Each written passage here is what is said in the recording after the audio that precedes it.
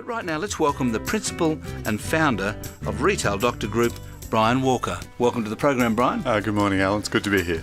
Now, you're the retail doctor, so tell me what ailments you're having to cure these days. Is it more to do with online shopping and retailers coming to you asking, how can we deal with this infection that's afflicting me? That's definitely one of the symptoms. The world's changing rapidly. Consumers are embarking on new ways of connecting with retailers via technology. So retailers are facing the world of a very connected consumer. We're able to buy product from shops and connect with brands now 24/7 anywhere around the world. And retailers really need to and have to start thinking about and are thinking about how do we get our brand out there in all these various channels. So look, it seems to me that a retailer's core skill in many cases traditionally has been to have a good store, to know how to decorate the store, to display the stock nicely, to organise the supply chain and so on. And all of a sudden they're having to deal with a whole new world, which involves creating a website and operating a website, which I presume many of them have no idea how to do it.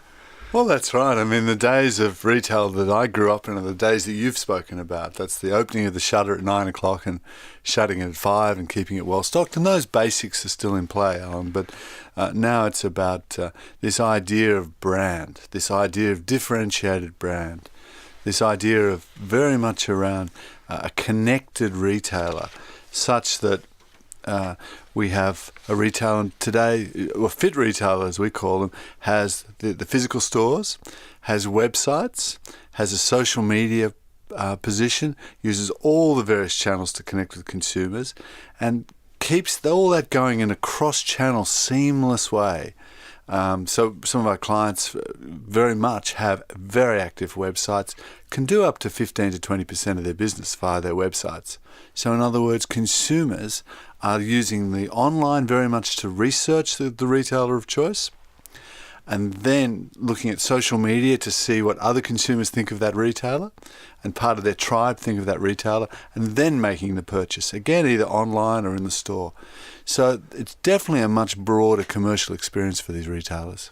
So you talk about retail fitness. I think that's, in a sense, your proprietary That's right. thing. That's right. That's what you do. That's you right. kind of train retailers to be fit. Yeah, we're all about building business fitness. We're all about the axiom of saying that peak performance, optimizing performance for a retailer, franchise, service business, any business to consumer is all about getting fitter. So we advise clients on the steps to getting fitter. And that typically is a diagnostic of the business and then all the steps required, which nowadays includes building a cross-channel proposition for them. And I guess it means nowadays more than it has in the past, constant training, constantly trying to improve yourself, because nowadays you're not just competing against the store down the road, but you're competing against the store across the world. Yeah, it's a really good comment, and that's absolutely right. You're not only competing against the store, against the world. The classic supply chain changing now.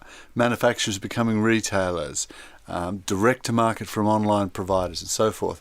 So we work to continuously improve it really customers' businesses, and it really starts with this core proposition about the brand, the point of difference, its uniqueness, and then all the various channels and the appropriate channels that retailer needs to be in to maximise their business fitness. One of the interesting things that I've observed, it seems to me, is that one of the kind of the leading online players in the world is Apple. But an important part of their business is the store. That's right. And the unique design of the store and the service within the store. That's right. Talk a little about what's that about? I mean, and why for them is the store, and what are the lessons that other retailers can learn from Apple in the way that they've gone about bolting onto their sort of online business, the physical store? Well, there's a few ways of approaching this. I mean, the classic retail position was to show and tell. And very much Apple have built a business around listening, understanding, educating, curiosity, and of course the excitement of the technology. The average Apple store in Australia and New Zealand does 10 times its nearest competitor. So they really have a position which they've built beautifully around the brand values, the attributes of the brand, and then displayed in the store and displayed online. And those two channels, if you like, working pretty seamlessly together. The other thing to really look at when we look at these types of businesses is the fact that they own the space. They're very dominant, they're very strong, they're global players, but they touch the psyche of what it is to explore and understand. And so I find it astonishing that the Apple stores are clearly a success. You say it sells 10 times or whatever it is. That's right, the 10 nearest times. competitor. Yeah. It's obviously successful and obviously the way to go. And you walk into an Apple store and there's a concierge who greets you, asks you what you want. There's people wandering around the store all the time. There's a colossal number of staff. They're all identified with a coloured T-shirt, so you know who the staff is. And I find it astonishing that other retailers just haven't copied that. Well, like you walk into Myers, I mean, without wishing to be too sort of, I mean, I could pick David Jones as well. You can walk in there and wander around the place trying to find a staff member. You've got no idea where you're going. Yeah.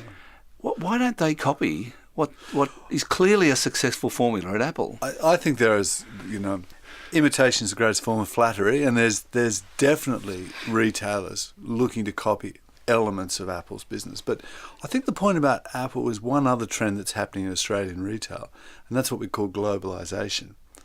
So when we look at the Australian retail sector right now, it's about $265 billion in sales. And online, by the way, is about 9 to 10 billion of that. What is very interesting, of course, is that the Zara's, Costco's, top shops of this world are coming to this market and doing very, very good business.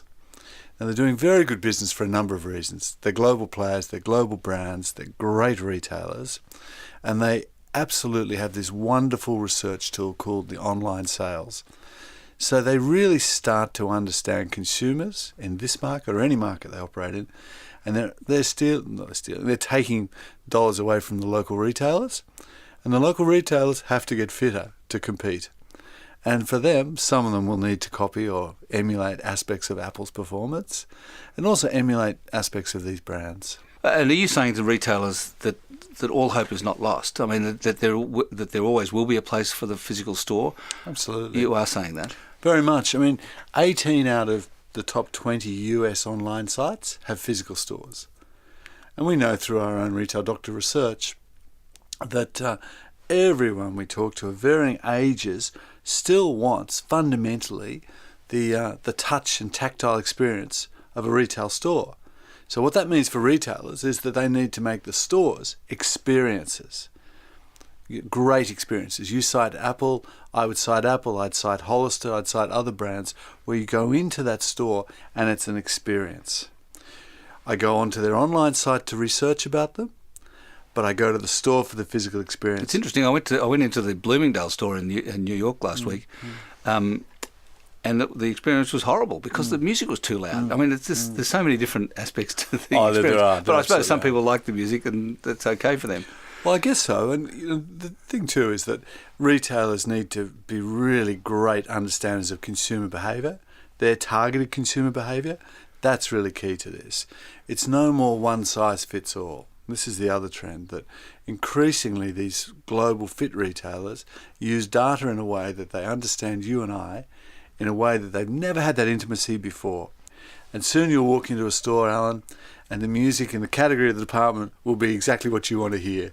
And you'll pick up your smartphone and it will say, "Good morning, Alan," and it will direct you to the specials. And then you'll go home to tell your friends about it on social media. And then online will come some messages back to you, welcoming you back to the store next time, and so it goes. And it will be about you, Alan, rather than the aggregate customer. Well, I hope that. I can't wait for the music to be what I like in the store. That's great. Well, it's been great talking to you, Brian. Thanks very much. Pleasure, Alan. I've been talking to Brian Walker, who's the principal and founder of Retail Doctor Group.